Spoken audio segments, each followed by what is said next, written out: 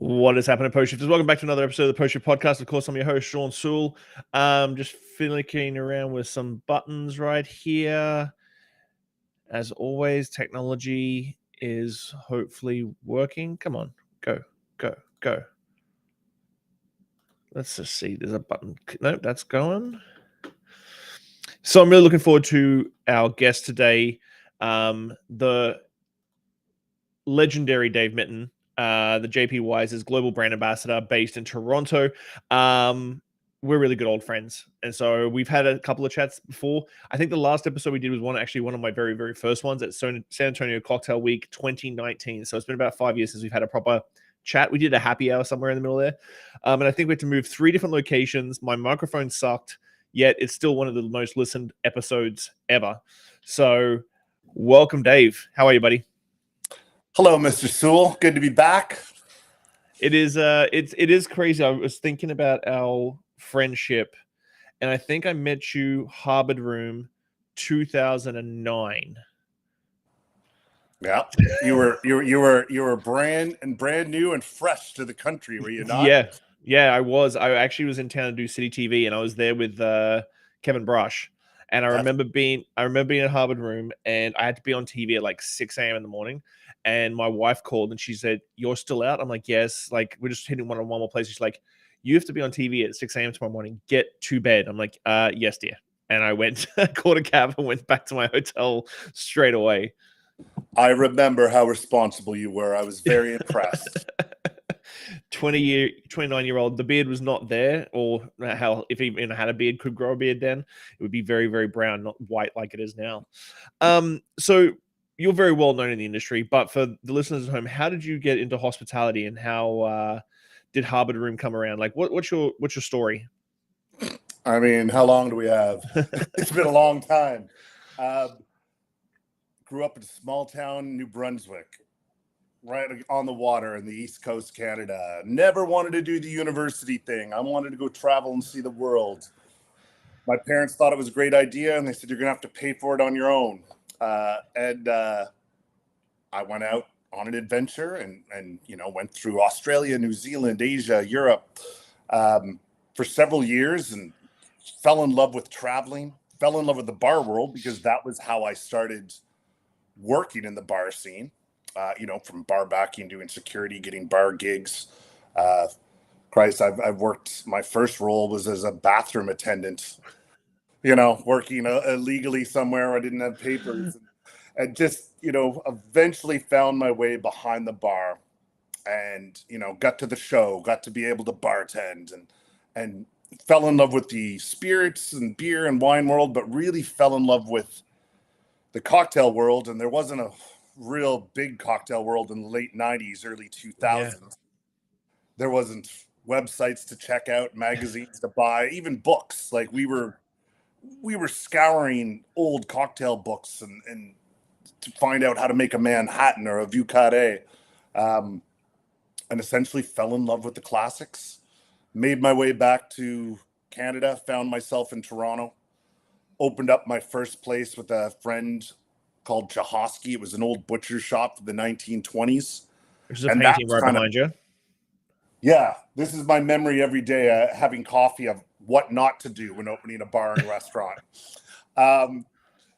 It was, business-wise, it was a bit of a shit show, but as far as anything from the outside, we were doing well. We were busy.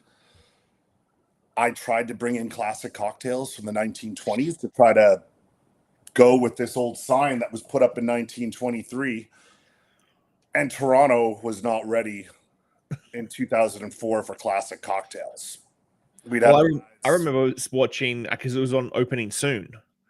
And I think that's where I remember learning about you was Opening Soon, which is a very, very old TV show for the kids out there that was on like cable network, and I think it was on Old School Food Network. And it was one of the ones that was part of the show. And that's how I think I remember not connecting with you, but like actually finding out about you. Got you. Yeah. I'll have someone every once in a while be on a plane and send me a text going that you're on. They'll have reruns of opening soon. I'm like, holy Christ, that was from the early 2000s. Like that's literally 20 years old now. But yeah, we got a lot of attention. It took us 2.5 years to build the place while paying rent. And I was living there at one point because we couldn't afford rent in Toronto and rent at the restaurant while it was being built. So we were very fortunate. We got a lot of great accolades when it did open. The cocktail scene was by no means happening yet. So the very little bit that we were doing was getting some attention from drink writers because it was different for the city of Toronto or even in Canada. But as far as consumers went, I was trying to put out classics, boozy and stirred. I was just hoping I was getting the recipes right.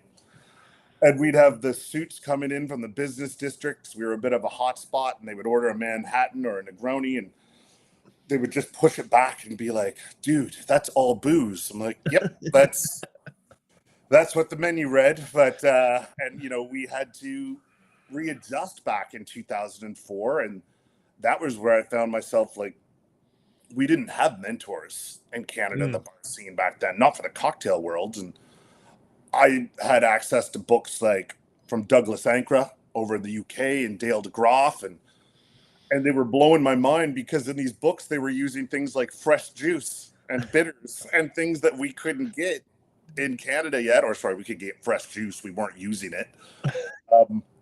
And that's where I found myself muddling berries and using different herbs, and I was kind of forced into creating my own cocktails when I hadn't even really understood the classics yet, if that makes sense. Yep. So I did lean towards the kitchen crew a lot back then, because they would say things like, oh, you've got a bunch of Pernod, you need some pastis you need to use, like blend that with some chocolate. And I'm like, what are you talking about?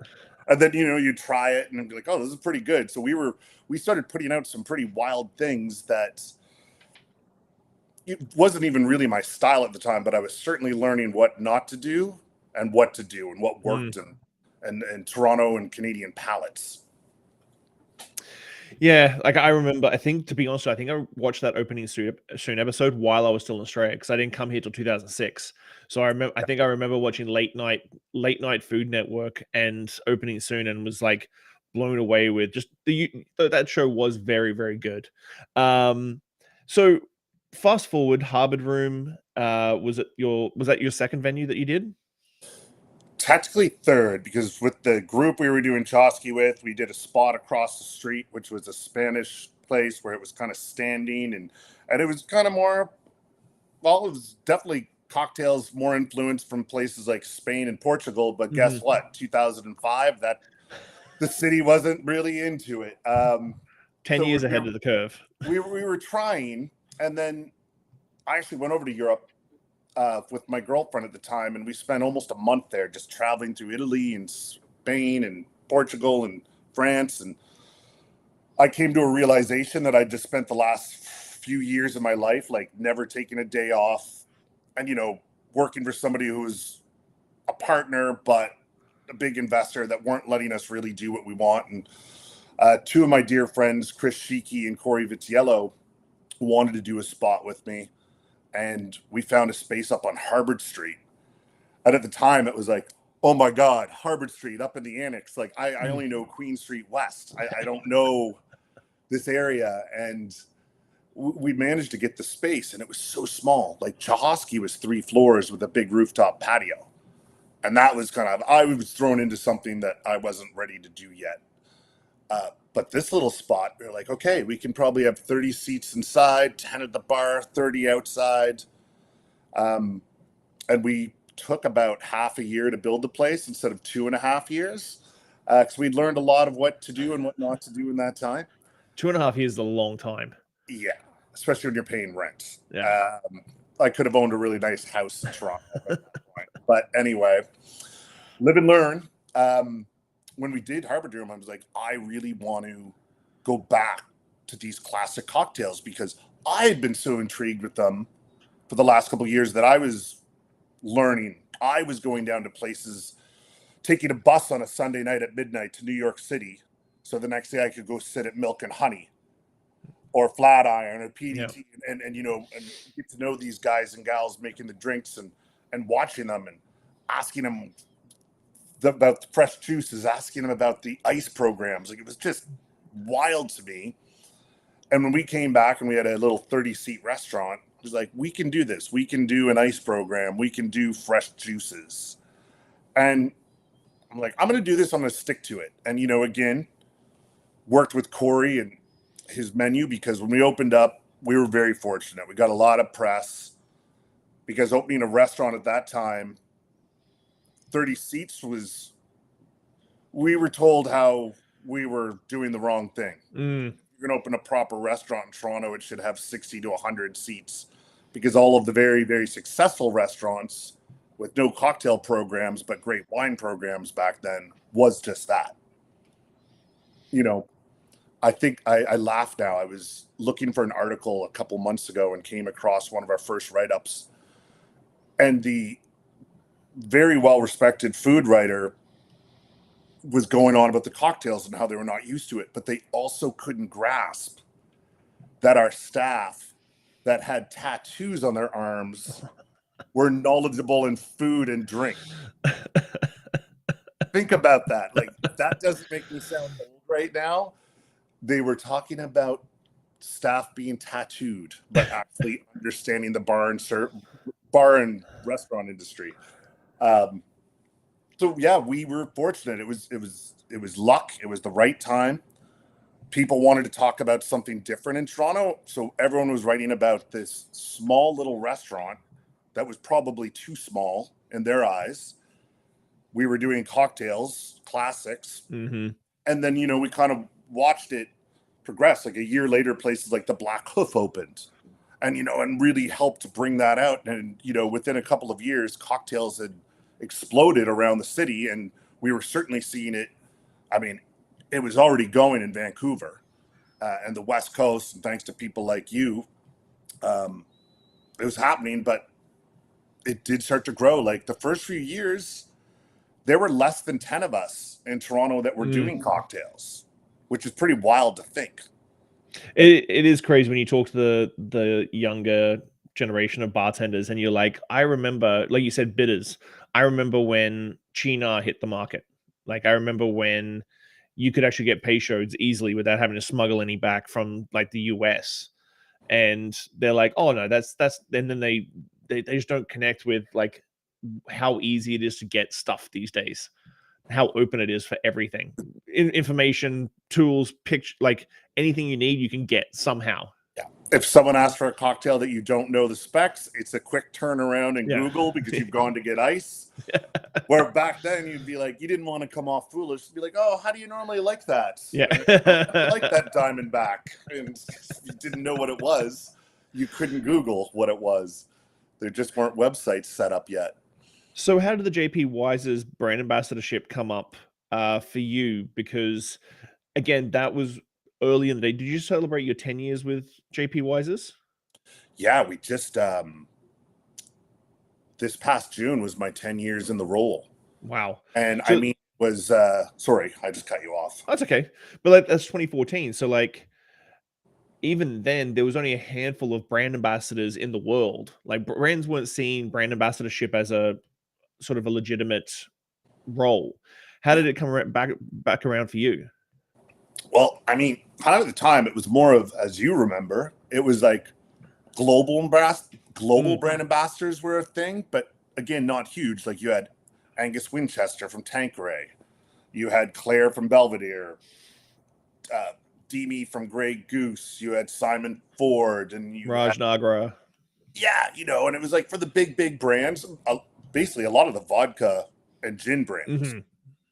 And from my experience, we used to get so excited when the global brand ambassador would come through Toronto, because it'd be a crazy seminar. Because again, we weren't getting education from brands back then at all. And again, there weren't tons of books to look to.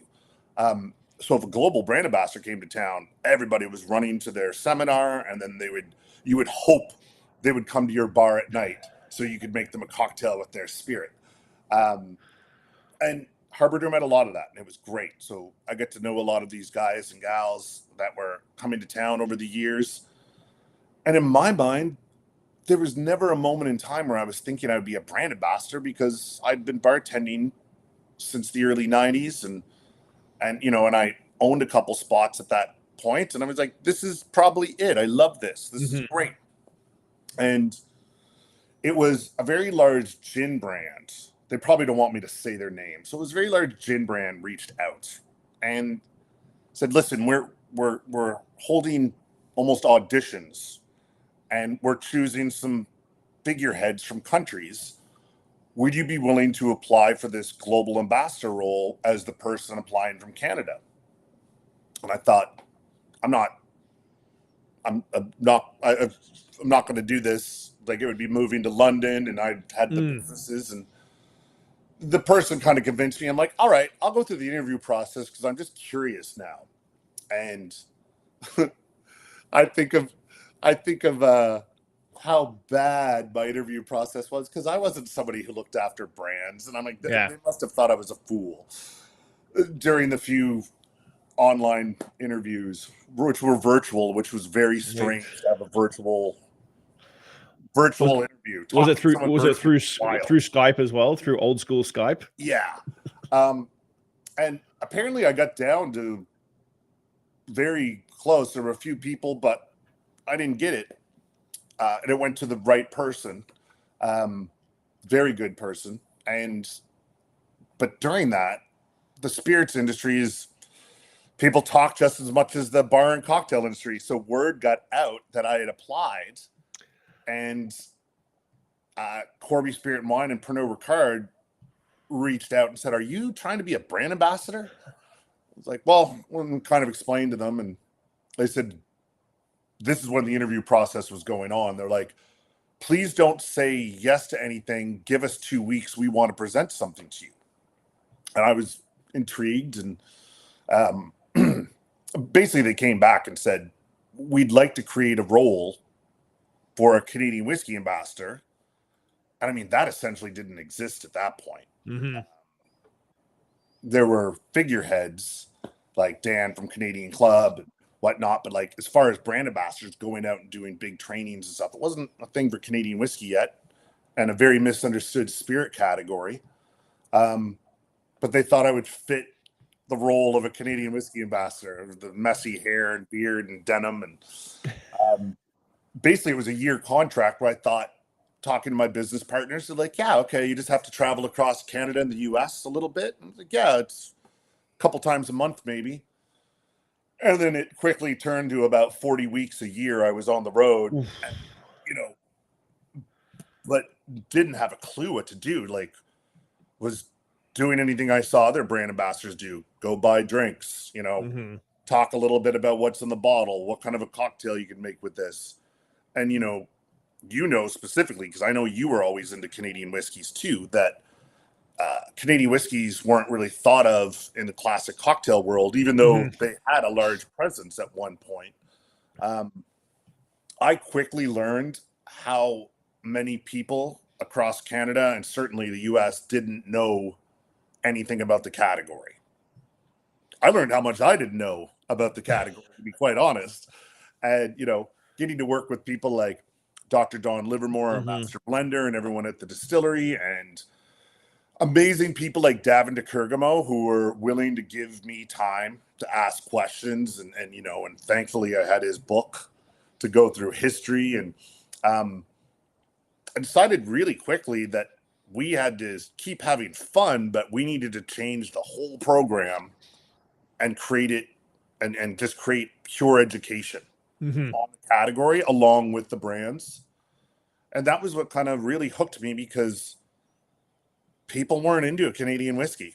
Even Canadians weren't, as far as the bar and cocktail scene went. And I'm stubborn. So I took it on as a bit of a personal mission, where I was like, I want to see people using their national spirit in drinks and to have pride in their national spirit. Because at that time, there were some really great brands coming out, like ours in particular, Lot 40 and Gooderham and Wards, and JP Weiser's has always done great things, but 40 Creek was doing amazing things. And And, there was no reason that we couldn't be using our own national spirit along with some American whiskeys to work on classic cocktails. And, obviously use them to focus on some originals, which has been great to see. And I mean, it just kept going. We brought Gina Fawcett on. I was very fortunate that I'm still 8 years later working side by side with her. She's based out of Chicago. I don't know anyone that has more education on the spirits world than she does, especially in the whiskey categories. So she's been amazing to have at my side, where she spearheads now we created the first certification course on Canadian whiskey, the ABCs of Canadian whiskey, and she spearheads that. And we're up to over 500 certified students across the world right now. That's very cool. I always find with Canadian whiskey, people are like, if they do like Canadian whiskey as a consumer, they like their brand, that expression, and to get them over the edge. Like, I only like JP Wise's original. And you're like, but why don't you just try the 15-year-old? It's like $1 or $2 more, or the 18-year-old. Nope, I just like this one. Why can't I just have this one? It's very true, and especially with the older generation, where it's like very true to a brand. Mm-hmm. And I respect that. It's nice when you're at a whiskey show or spirit festival to get people to try other things. And I've got a friend's father who I'll go to their cottage up in Georgian Bay once in a while. And it's like, it's very lovely part of the world. And there's a few cottages, and all the old boys in their 70s, they're very stuck on their scotch. But I saw them this summer and they were like, you changed us. And I said, what do you mean? And they're like, the group of us are now drinking Lot 40 Dark Oak instead of single malt scotch. And I was like, are you kidding me? And I was like, that's incredible. I was like, because you boys don't change your mind. You're in your 70s and 80s. And here they are. They've switched from single malt scotch to a pot stilled rye whiskey out of Canada. I learned this quickly in the role. I was trying to change people's minds, and I was trying to change a lot of minds of middle-aged men who were just like, nope, they were either in America going, we're not drinking Canadian whiskey, or they were in Canada going, this is our brand. I was like, fair. And then, the light bulb went off, and I'm like, why am I tackling all these people who don't want to change their mind or even think about trying something new? Mm-hmm. And we really just started focusing on the bar community and the young up-and-comers who were very open-minded about any spirit category, whatever country it came from. They're sponges. They wanted to learn. And that just changed everything for us.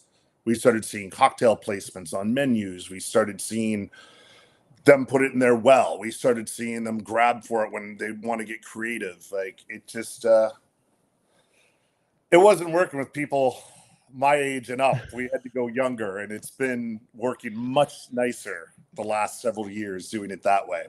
And this year for Tales of the Cocktail, you won Brand Ambassador of the Year.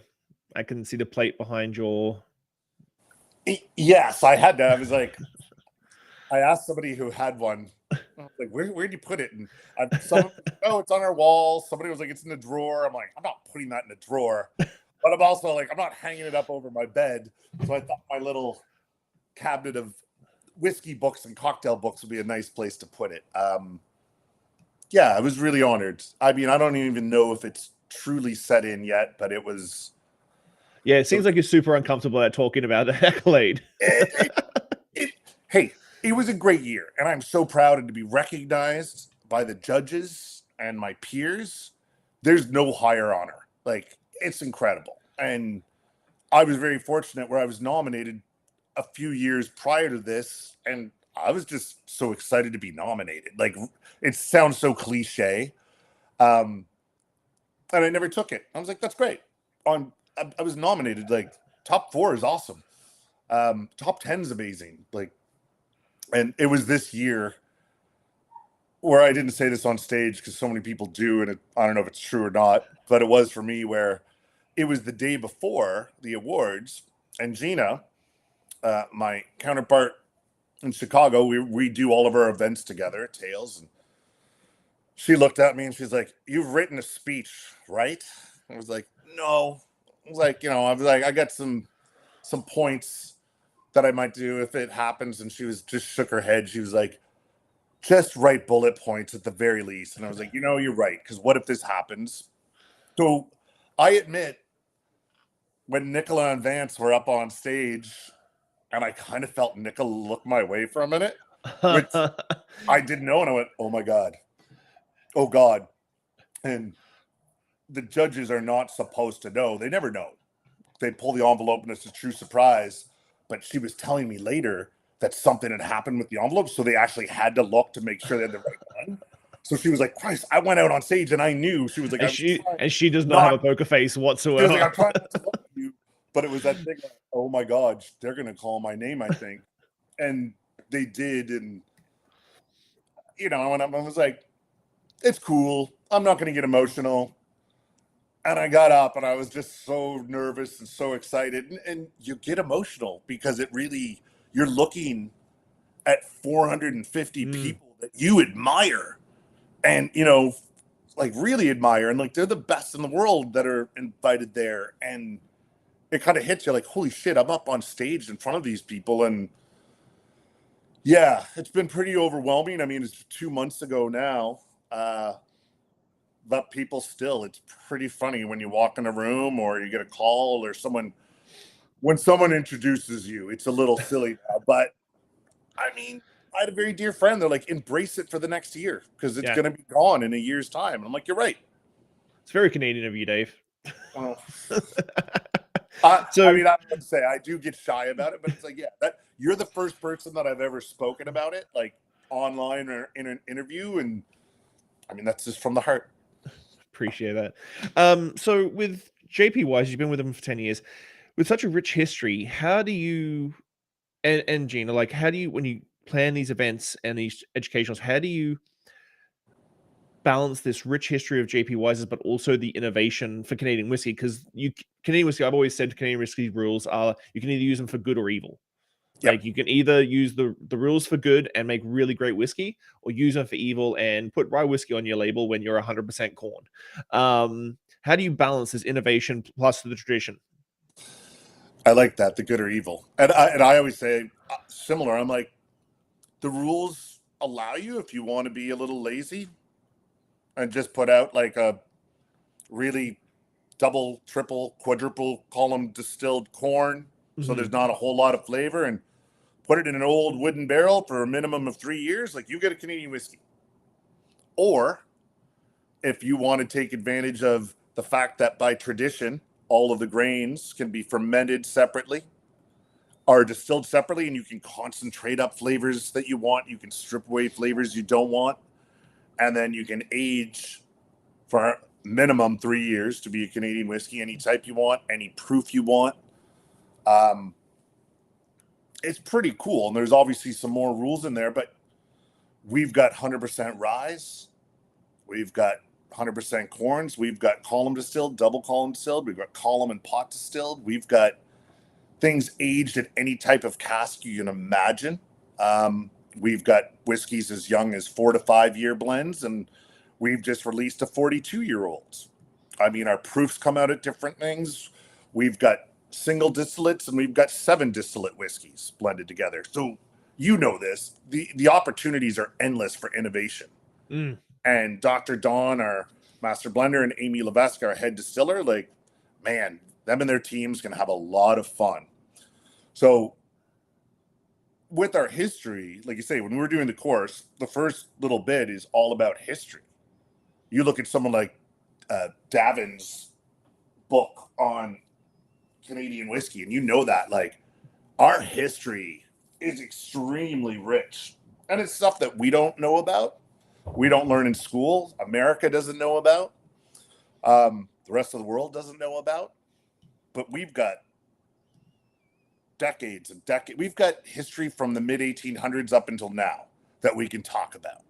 And watching rules and regulations change over the years, from Canada being the first country in the world to mandate an aging law, to our 9.09 rule that started in the mid 1800s, where you can blend in aged spirits like Jamaican rum or a cognac. And we don't take advantage of that rule very often because, quite frankly, it's less expensive to barrel age than add a spirit in.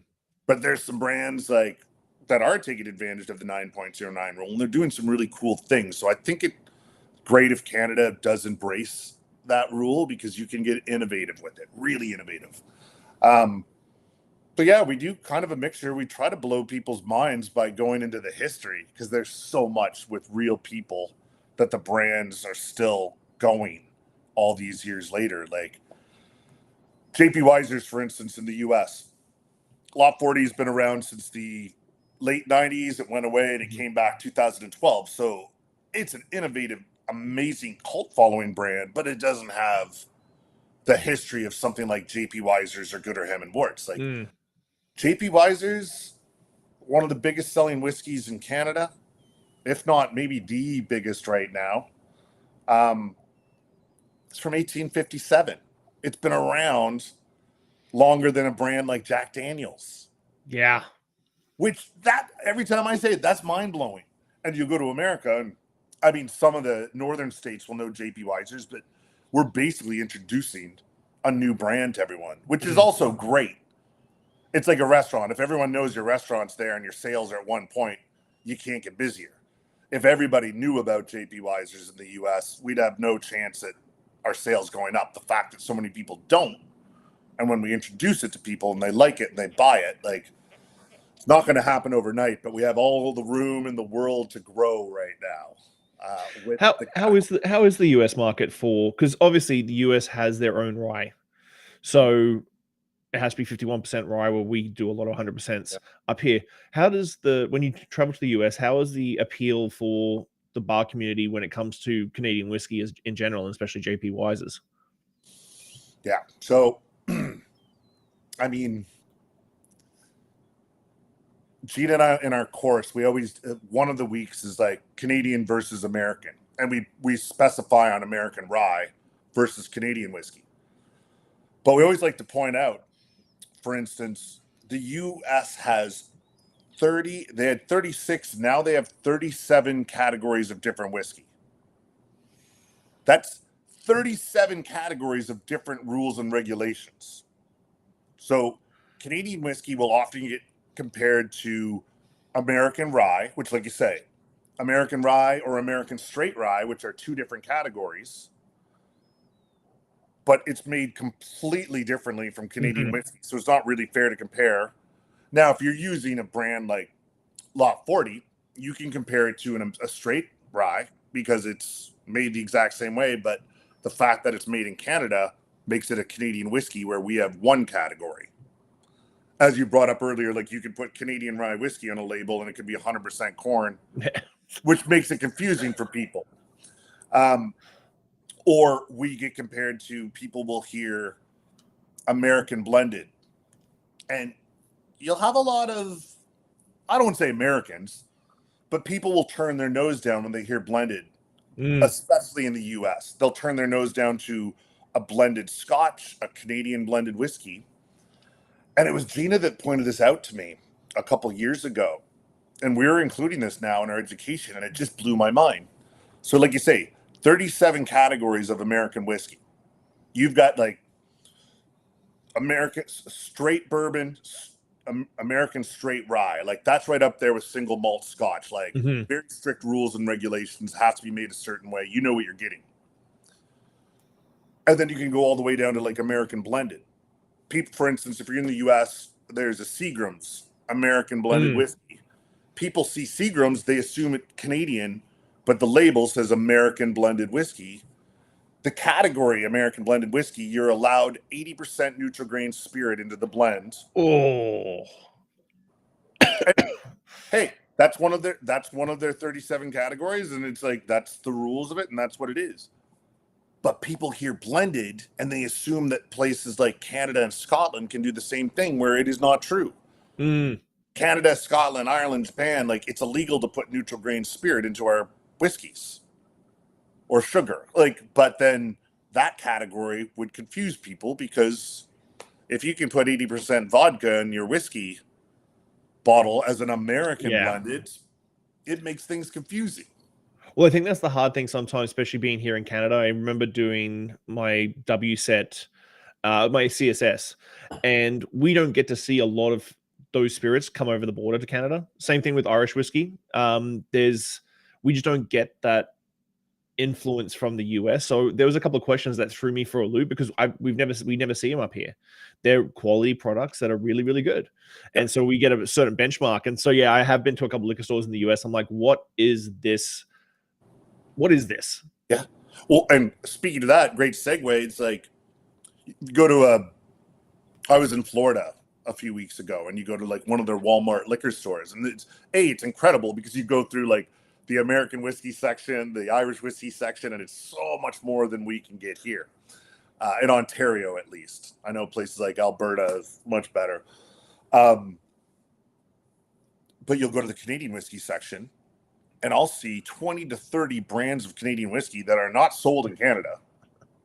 And that is an American company buying up, like you say, a 3-year-old corn whiskey, something very inexpensive from one of the big 8 distilleries, could be from us. And they're putting it in a bottle that is camouflaged, and there's a guy on it that looks like Brad Pitt holding a gun, and he's got a couple wolves next to him. And they're saying Canadian whiskey, and it's $7.99 for 1.5 liters. Jesus. And then next to it is Lot 40 Dark Oak, and it won World's Best Rye, and it's $59. And they're like, well, I'm going to buy the Canadian whiskey that's $7.99 opposed to this one, because it's not working at it slowly, but like the knowledge isn't out there to the general public. I mean, I can only get to so many people at once, and that's why we are focusing on the younger generation with our students, to hopefully that they'll help guide and educate people as time goes on. And everybody listening, like, there literally is a brand. I'm not going to say the brand. There literally is a brand in Canada that is 100% corn, and it says Canadian rye whiskey on the label. Yeah. Like, there is a brand. I'm not going to say it. You can go do your research. That's a perfect next section. What's your biggest challenges and opportunities for Canadian whiskey over the next decade? Like, you're the global brand ambassador. You get to see the markets that are shifting and changing. What are the biggest challenges and opportunities for Canadian whiskey going forward? Great question. I mean, if anything right now, it's like, let's just say we're challenges with whiskey as a whole. Like, I mean, there'd be a couple. Like, in the whiskey category, I always do every year the whiskey show in London. One of the premier whiskey shows in all of UK and Europe, certainly in the UK. It is mind-blowing. It's such an honor to be there in a booth, but then to walk around is just crazy to see the stuff that's there. Now, when I started at that show 8 years ago, I can tell you that there were, out of, let's say there's 450 booths, 5 or 6 were North American whiskeys. Just, we were one of them. As far as anything 100% rye went, Lot 40 was it. Like, wow. And I'd go and look, like, there were no 100% ryes at those booths. Now, 8 years later, if you walked in with me and said, I'd like some 100% rye, I would say, what country? Yeah. Because, and it's like the rye category's caught on. I mean, Ireland's putting out ryes. Like, whether it's Poland or Croatia, there's 100% ryes coming out of everywhere. So the competition has gone to the roof on 100% rye whiskeys. As far as the Canadian whiskey category, I mean, I don't think American whiskey's ever been hotter. Like, it's exploding around the world. Look at what's happening in the Irish whiskey world. It's not just 2 brands anymore. It's a lot of Irish whiskey. A lot of Irish whiskey out there. I mean, even like Scottish whiskey, always kind of in the premium category for sipping on. I mean, they're really pushing the boundaries of using it in cocktails more. So there's so much more competition. Even Canadian whiskey producers, like,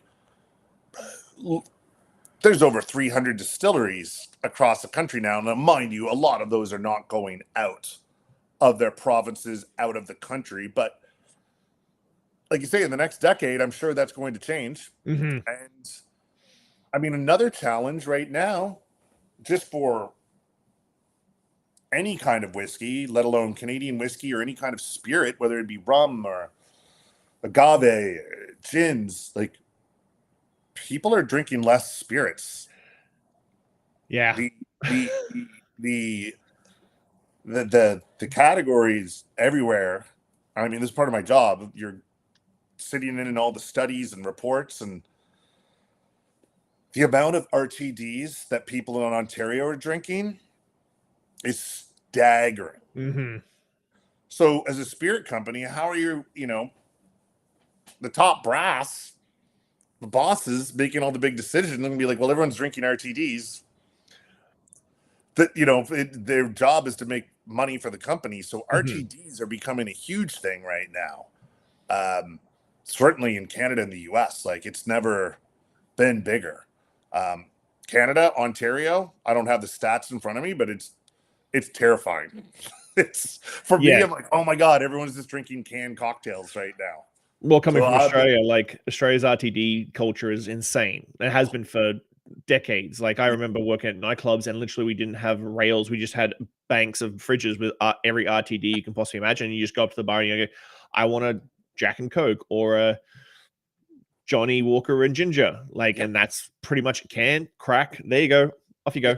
When I lived there in the 90s, it was like, yeah, you grabbed a bunch of RTDs to put in the esky and go to the beach. Exactly. Like, sense. I was like, yeah, makes perfect sense. I said to a friend the other day about generational drinking and how it's changed up. And I was like, the next generation we nurtured to talk about their feelings and be in touch with their feelings, and now they don't drink because they don't need to drink anymore to suppress the feelings that they have to deal with. Like, I want to go back to the old days. Yeah. Well, I mean, I considered it a privilege. It's not really part of my job, but it's kind of just remain part of my job where, if you live this, people like you and Gordon Hanna and Evelyn Chick live this, like post-pandemic, the amount of bartenders that were just gone and now all real estate agents or moved on to whatever category. There were so many spots to be filled that it was people coming in with a little bit of knowledge, people coming in with no knowledge whatsoever and being given positions that they really should have more knowledge. It was a shaky couple of years. I mean, it's now like seeing it, I'm like, oh, this is coming together. Like they had to go and learn the hard way that we did because we didn't have mentors, and they didn't because their mentors had moved on to something else, like brand ambassador or real estate agent. So I put myself out there. I did throughout the entire pandemic, and it kind of caught on. And I'm saying it now if anyone's watching, this week it was 2 different people, but people will reach out and they'll set aside like 30 minutes. And it's a business interaction where they're like, can I have you for 30 minutes? I'm like, yeah. I was like, put your questions together. Because I was like, I don't have time to ramble on for an hour, but I'm like, put your questions together. I'll help you however I can. One woman this week, I was in Detroit and she was in Toronto, and she reached out and we had a great 20-minute conversation. She's written me a couple times since, and I'm trying to help guide her in what she's looking to do. And now I'm rambling. Surprise, surprise. Point being is part of my job's been, I don't want to use the word mentoring, but kind of being there to help any way I can with new young bar folk. Because I love seeing where it's going. I mean, they're smarter than us. That's where I was going. They're not drinking as much as we did. They're not working the hours we did. They're not bragging that they're doing 18-hour shifts. They've got a better work-life balance. And they're seeing us. They're seeing people in their 40s and 50s who are ex-bartenders, and they might have a bit of a limp. Or they'll talk about how their elbows hurt or their neck hurts. And they're smarter than us. They have learned from us on what not to do. Yeah, that's very, very true. What advice would you give someone to break into the whiskey industry? Like, if someone wants to come work at JP Wise's, what's the best piece of advice, whether it be marketing, brand ambassadorship, working at the distillery? What's the best piece of advice for someone who wants to break into the whiskey industry? I had a conversation a couple weeks ago because Corby right now has some brand ambassador roles up. So one's a whiskey, one's a rum, tequila. There's a few if you went on the website. So I've had people reaching out to me. Some are bartenders, some are bar managers, some no experience whatsoever, some have a lot of marketing. I think the roles changed where 10, 15 years ago, it was like they were hiring bartenders because they had marketing and sales team to look after all of that. My role is strictly state education, which is great. Like, there's sales teams and marketing teams to look after all of that stuff. Am I involved with them? Yeah, I get to play part, which is great because I learn. But the rules of the game have changed. They'll bring on people who are great marketing backgrounds with maybe no skill set behind a bar. They might bring in some bartenders. I had someone reach out that had no experience with anything, but they were from sales. I'm like, hey, if you know how to sell, I was like, that's a lot. Like, we can teach you the education part. And, even the bar part these days, like, they're not going to be doing much more than getting behind a booth making some cocktails. It used to be that we would go in and train bartenders. That's becoming less and less and less. Like, it's very rare that I go in and teach bartenders how to make cocktails now. If we hire bartenders for our videos, I'll make the videos for Old Fashions and Manhattans, but we hire the people that maybe I used to train and educate, but they would train and educate me now in all the new ways of working. So I think if you want to get into it, you got to be diligent. You've got to be make a list of spirit companies and websites and get on there every day. If it's something, it's same as somebody, if they want to learn how to bartend, you're going to have to start somewhere. So you're probably going to go in and get a job bussing or bar backing or work your way up behind the bar. Though these days, like you say, that there's a lot more jobs available. So maybe you get in and you can study online and learn online and buy books. Same thing with whiskey. It's like, buy books, learn, take courses. So if you do get that interview, you know what you're talking about, or have half an idea what you're talking about. Yeah. But it's kind of like the bar world. If I was told tomorrow that I needed to start bringing on a bunch of Canadian Whisky ambassadors, I'm not going to be looking just for their skill set behind a bar or their whiskey knowledge. I can teach that. We can teach that. I need personality. I literally did a podcast this week about hiring for personality over skill set. Yeah, you can't teach that. Like, if I get somebody who's just a little too shy to speak to a crowd and mumbling, and then we can't overcome that. Even that you could fix, but there's only so much you could work on if you're going to bring somebody on. I'm assuming anybody that wants to become a brand ambassador for a whiskey or any spirit's going to have some kind of passion towards that spirit and some knowledge. There's nothing you can't learn nowadays with the courses out there and the books and online videos. It's like you say, the amount of at-home bartenders due to the shutdown of the world for a couple of years, like these TikTok bartenders, and they're getting book deals now. It's crazy. Yeah, so it's crazy. At-home bartenders from the pandemic now getting book deals and like TV shows and are in PR incubators and stuff like that. It is kind of insane just how connected we can be just through social media. Oh, that's wild. It is wild. Wild. Looking ahead over the next 12 months, what's exciting for you over the next 12 months? Because I'm curious, because being 10 years, staying fresh and innovative in your role as the brand ambassador, the next 12 months, what do you blue sky it for me? What do you see is exciting for you? Well, you're right. It's very hard to stay fresh. Gina and I heading up all the events, all the activations, all the education, advocacy. We're going to start putting out some new things that we haven't done before. So, if you find yourself coming down to Portland Cocktail Week, Mr. Soole, Gina would kill me if I said what we're doing right now, but you're going to see it online. We've got something really fun set up that we think we're going to be able to take to different cities. We need to really test this.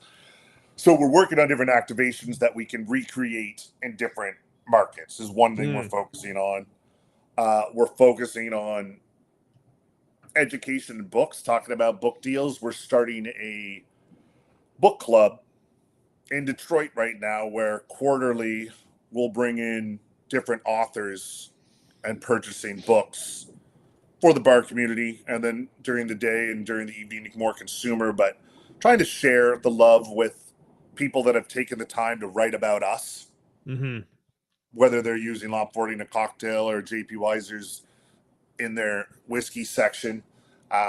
Trying to support them, buy a large amount of books for the community, but also giving back to the community that are using our brands in their cocktails and saying, take a Monday afternoon off and come out and we get you some books. We're going to show you around. And if that developed and worked, I mean, we could see that going to other markets. But I mean, on our end, it's just constantly developing new ways to engage people. As far as the distillery goes, if somebody from brand team is here right now, they could talk to me about what's coming out. I mean, there's some cool whiskeys coming out. We just put out the JP Weiser's 42, and they're doing a series with decade series. So it's going to be from different decades, and there's a story behind them with the barrels, which would be really cool. Lot 40 is going to stay with getting pretty innovative. I can say it because it's officially happening. There's the new cast strength this year is a cherry wood finish. Ooh. It's pretty spectacular. And I've already heard what they're doing for next year. So, I mean, there's some really good stuff coming down the pipeline whiskey-wise. And education, we're just going to keep taking it up and up. The ABC's course has worked out for us so well that there are a few things happening that, again, I would be strangled if I said this live. But there's going to be some things where it's going to grow quite a bit, because the only problem we have with it now is we can't accommodate everybody at all the time. So we've been working on a way that we can get to everybody. Yeah, because we want to get to everybody. Yeah, because I think we chatted about maybe bringing it to Victoria, and you were just like, there's so many moving parts with it that it's not something that can be cookie cutted across markets. Well, I'll tell you this now too. Gina and I, when we were texting the other night, you and I, Gina was sitting next to me, and I was like, oh, I'm texting Shawn. I'm like, she came up with a kind of cool idea that we'll take offline, but I think we got something for you've been so good to me over the years and our brands, and I've not been able to come to Victoria, that I'm changing that in the very new year. If you'll have us, we're going to do something together. Doors always open. So we've come to the time of the podcast that I usually find most guests get taken back by these questions. So we're doing the 5 last deep questions for Dave Mitton for the podcast. What is one lesson or experience that has shaped your perspective the most, and how do you carry that forward in your life? Holy shit. Why didn't you send these even before? This really is live, folks. Say that again. So what is the one lesson or experience that has shaped your perspective the most, and how do you carry that forward in your life?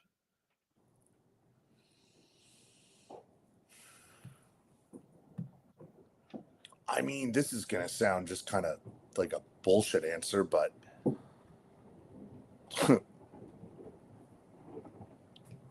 20 years working behind a bar, like, don't treat everybody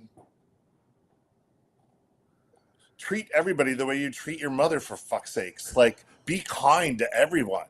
There's so many people out there that just aren't nice. Like, be nice to everybody.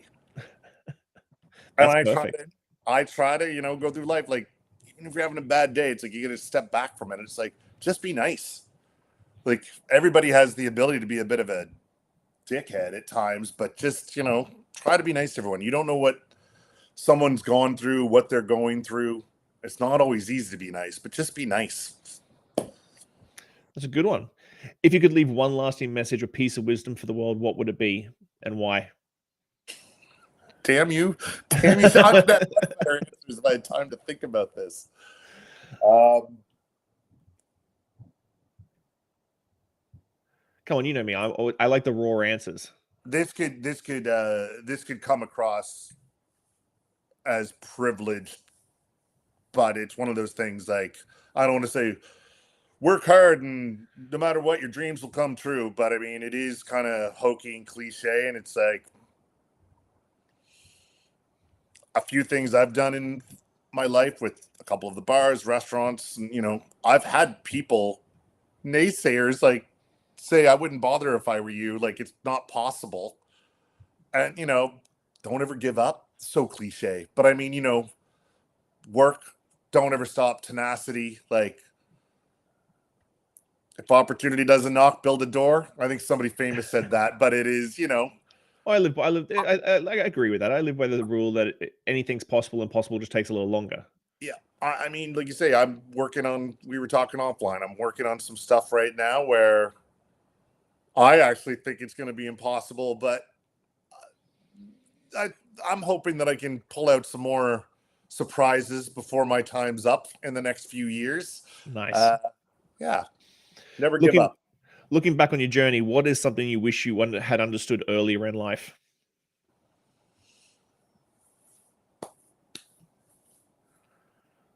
Read more.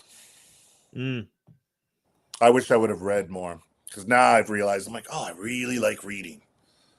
I was someone in younger, like teen years, that would have been more about working on cars, watching movies, watching TV, instead of, reading. There's just such a world out there. Nice. All the knowledge you can learn. How do you define success, and has the definition of it changed over time? Yeah, 100%. I mean, just paying attention. I was someone who was taught to respect your elders, and I actually think I did it, where I would listen to grandparents and people who are much, much older and experienced and wiser than me, and listen to them. And it takes me a while, as somebody who's happiest when they're nonstop working, but that work-life balance, like, do what you love.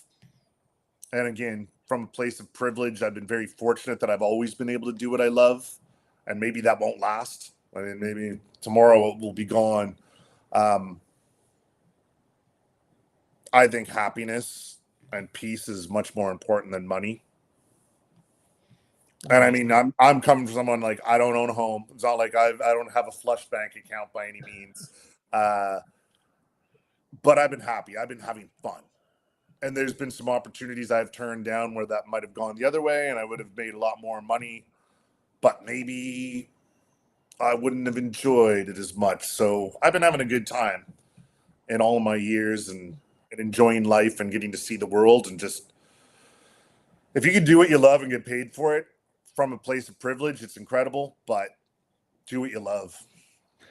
What do you hope your legacy will be?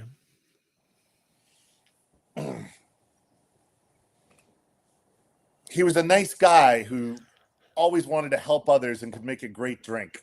I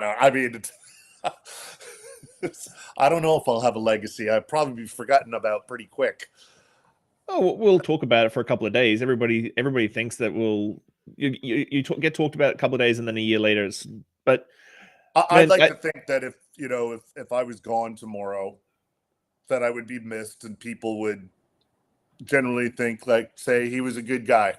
He was a good guy that tried to help people and be there and not just think about himself.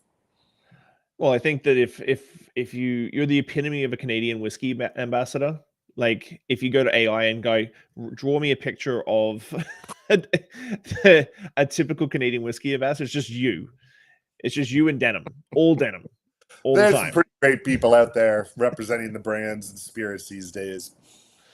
Man, I really appreciate you taking time out, because I know that you have got a busy schedule. So I always appreciate when friends have a time to sit down and rehash old conversations we've had. Like, I really did. I talked to someone the other day who does a podcast as well, and he was talking about, like, audio issues and everything being perfect. I'm like, dude, one of my biggest listened episodes to this day is yours, which was one of my very first ones. And I remember doing it at San Antonio Cocktail Week. We had to change, like, locations like 2 or 3 times. it was literally my 3rd or 4th episode, so I had the dinkiest pieces of equipment, and it's still incredible that people like listen the whole way through and like were engaged with it. So I'm just always appreciative of having chances to sit down and chat to people who I revere as peers and good friends. Well, it's always an honor. The fact that you asked me back for a 3rd time blows me away, and I'm honored. And I agree. From someone who's been able to do a lot of really fun podcasts over the years, like that was certainly the most entertaining. Yeah. I mean, we had Sam Kasuga in the background at one point yelling at me, and like it's just like I'm sure it wasn't me they were listening to. They probably just wanted to know what was going to happen next.